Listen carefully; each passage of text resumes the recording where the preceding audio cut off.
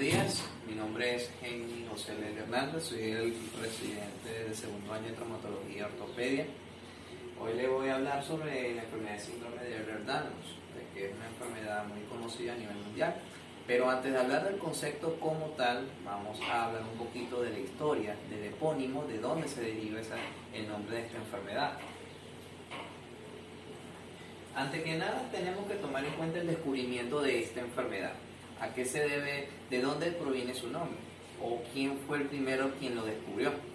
Tenemos a Hipócrates, quien hace mucho tiempo hizo la primera descripción clínica sobre esta enfermedad en un paciente con una hiperlasitud, donde lo caracterizó, donde esta enfermedad es muy característica del síndrome de Ehlers-Danlos. Tenemos que Edward Ehlers fue uno de los principales quien describió esta enfermedad en el año 1901. Él es un danés que en ese mismo año lo describió en un paciente con hiperelasticidad, con hiperextensibilidad en las articulaciones y también con hiperequimosis. Este señor que está acá, Alexander Danlos, es un francés que en el año 1908 describió esta enfermedad en un paciente con pseudotumores moluscoides. Y por último tenemos Frederick Parker Weber, que en un artículo publicado en la Sociedad Británica dio el nombre, propuso este nombre en ese artículo como la enfermedad de Ehlers-Danlos. Siguiente. La enfermedad de síndrome de Ehlers-Danlos, ya una vez hablado del descubrimiento, la enfermedad de Ehlers-Danlos es una enfermedad que afecta principalmente la enzima que sintetiza el colágeno, que es muy importante. ¿Qué da importancia el colágeno? El colágeno es un componente muy importante en cuanto al tejido conectivo, ya que el tejido conectivo brinda sostén y apoyo de aquellos órganos internos principalmente, y también la piel, que es muy importante, y brinda sostén en las articulaciones. ¿Qué pasa? Que cuando ocurre una afectación de esa enzima que se encarga de sintetizar el colágeno, ocurren los principales síntomas, que muchos pacientes presentan hiperelasticidad, hiperextensibilidad en las articulaciones, pueden tener unas articulaciones muy laxas, y principalmente de eso se caracteriza más que todo esa enfermedad. Hay que tomar en cuenta que esta enfermedad tiene varios tipos, no solamente hablando en general, sino que existen varios tipos de Ehlers-Danlos. Siguiente. Vemos acá en la imagen que todo se debe al mal funcionamiento o el funcionamiento inadecuado de las enzimas que sintetizan el colágeno. Vemos estas características del paciente, que va a presentar una hiperextensibilidad de la piel, una fragilidad de los tejidos y una hiperlasitud articular. Siguiente. Acá tenemos los tipos de síndrome de Ehlers-Danlos, entre ellas los más destacados. Tenemos el clásico, la hiperlasitud, la vascular, la cifoescoliosis, la artrocalasia y la dermatoparaxis. Vamos a describir entre ellas cada uno, que es muy importante. Tenemos primero la clásica, que es la tipo 1 y la tipo 2. Tanto la tipo 1 como la tipo 2, ellas se deben más que todo por la mutación del colágeno tipo 1 y tipo 5. ¿Qué va a pasar? ¿Qué ocurre? Cuando ocurre ese tipo de mutación, va a presentar los principales síntomas. Va a haber elasticidad, la piel va a estar aterciopelada y va a presentar hematomas. Esto lleva también como consecuencia que al tener esa alteración de colágeno, tanto de la tipo 1 como de la tipo 5, ese paciente o el individuo va a tener esa dificultad en cuanto a la herida, en cuanto a su cicatrización. Va a tardar mucho, va a tener ese tipo de dificultad. Y por otra parte, también va a presentar esa elasticidad en la piel.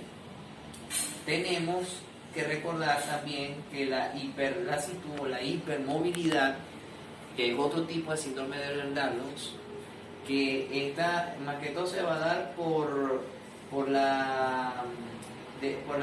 más que todo por la deficiencia de tenasina X.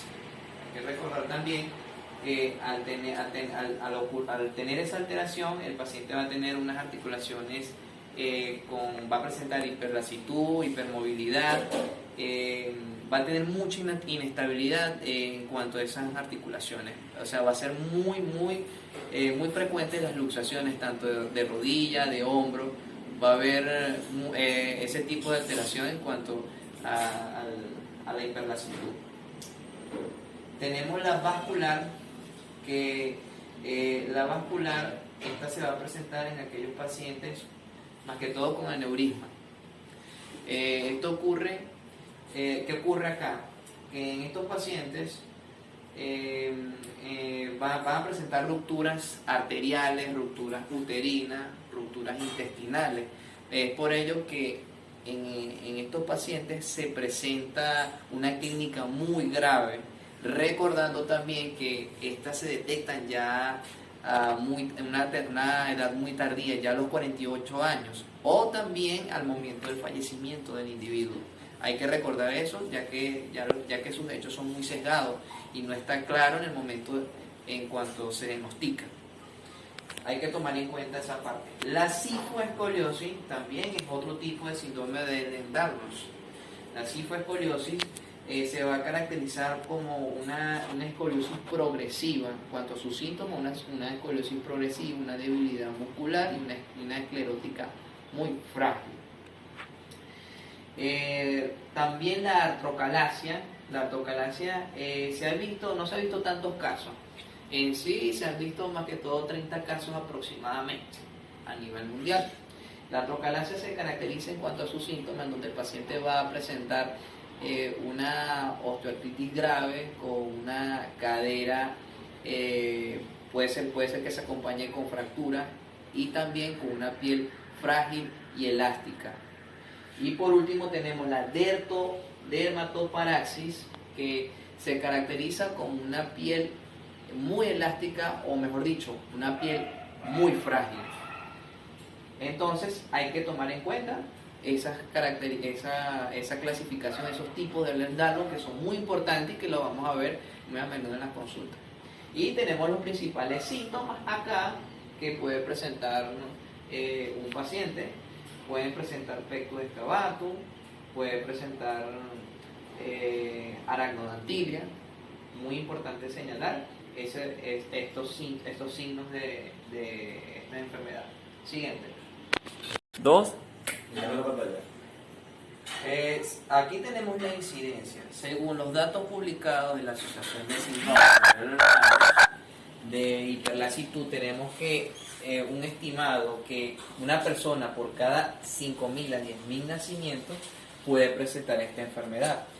Puede afectar también tanto a hombres como mujeres, no hay diferencia de raza ni de grupo étnico. Tenemos habitualmente los síntomas de esta enfermedad se presentan más en la infancia que en la edad adulta. Siguiente. Tenemos acá, haciendo más énfasis con respecto a los tipos de Ehlers-Danlos. Tenemos acá que los tipos clásicos tipo 1, tipo 2 son de patrón autosómico. Acá vemos que estos están relacionados con la alteración del colágeno tipo 1 y tipo 5. Tenemos que el tipo de hiperlasitud también es autosómico dominante y está relacionada con la deficiencia de tenasina X. Y tenemos el tipo vascular, que es un Ehlers-Danlos tipo 4, que es también autosómico dominante y está relacionada con la alteración, con la mutación del colágeno tipo 3. Y tenemos la artrocalasia, es también autosómica dominante, que está relacionada con la alteración del colágeno tipo 1. Siguiente. Tenemos en cuanto al diagnóstico, que es muy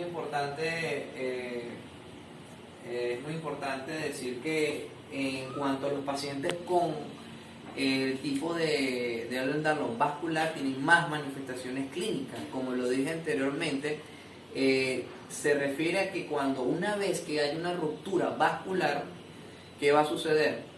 Puede ocurrir, no solamente la ruptura vascular, puede suceder en una arteria también, a nivel intestinal, a nivel uterino, puede ser muy peligroso también para las mujeres embarazadas.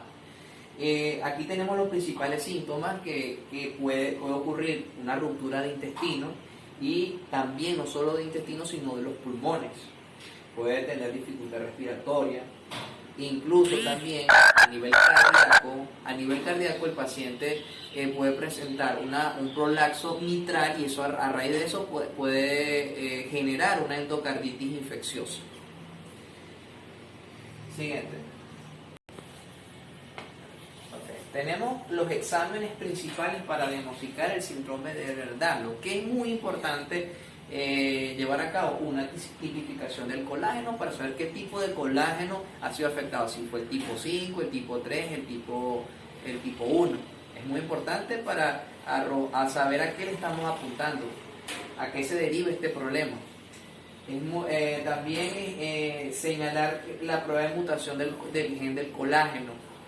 También la ecocardiografía, porque como ya dije anteriormente, los pacientes con síndrome de Ehlers-Danlos pueden presentar una tipo vascular, pueden presentar un prolapso mitral y una endocarditis infecciosa. Y también estudiar la actividad de disilhidroxilasa en aquellos pacientes con cifoescoliosis. Siguiente.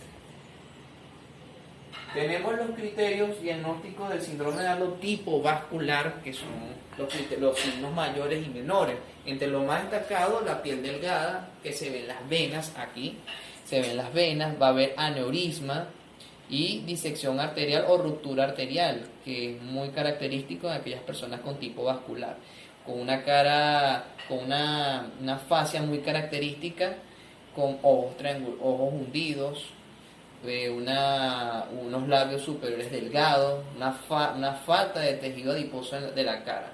Los signos menores como la acrogeria, la hipermovilidad de esas articulaciones, la ruptura de tendones, el pie equinovaro, las varices, las fístulas arteriovenosas, un neumotórax espontáneo, resección de las arterias y también los antecedentes familiares, que es muy importante señalar.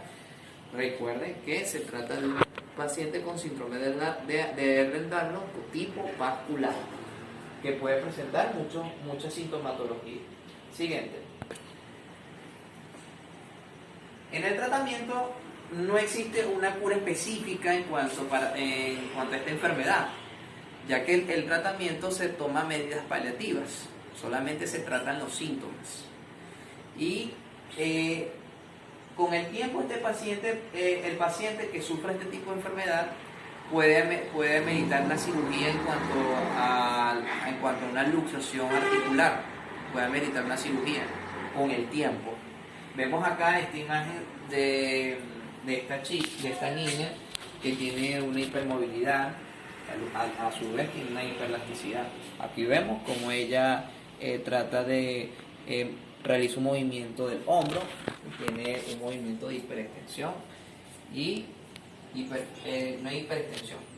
Tenemos que tomar en cuenta que con frecuencia se necesita esa fisioterapia o la evaluación de un médico especialista de medicina de rehabilitación. Siempre tomar en cuenta esa parte. Siguiente. En cuanto al pronóstico, las personas con Ehlers-Danlos generalmente tienen un periodo de vida normal. Y su nivel de inteligencia no es afectada. Pero su pronóstico, como lo hemos mencionado anteriormente, tiene un mayor riesgo. ¿Por qué? Porque algunos órganos van a estar afectados en cuanto a la ruptura de algunas arterias. Y también estos individuos tienen, por lo tanto, un gran riesgo en cuanto a la muerte súbita. Siguiente. Por último, tenemos las complicaciones que puede presentar dolor articular crónico, artritis de aparición temprana y dificultad para cerrar las heridas quirúrgicas o para retirar los puntos. Como se vio anteriormente, tiene dificultad para la cicatrización, una ruptura prematura de membrana en cuanto a las mujeres embarazadas y también una ruptura de órganos huecos. Esas son las principales complicaciones. Y ruptura del globo ocular. Eso es todo. Muchas gracias por su atención. Que pasen un feliz día.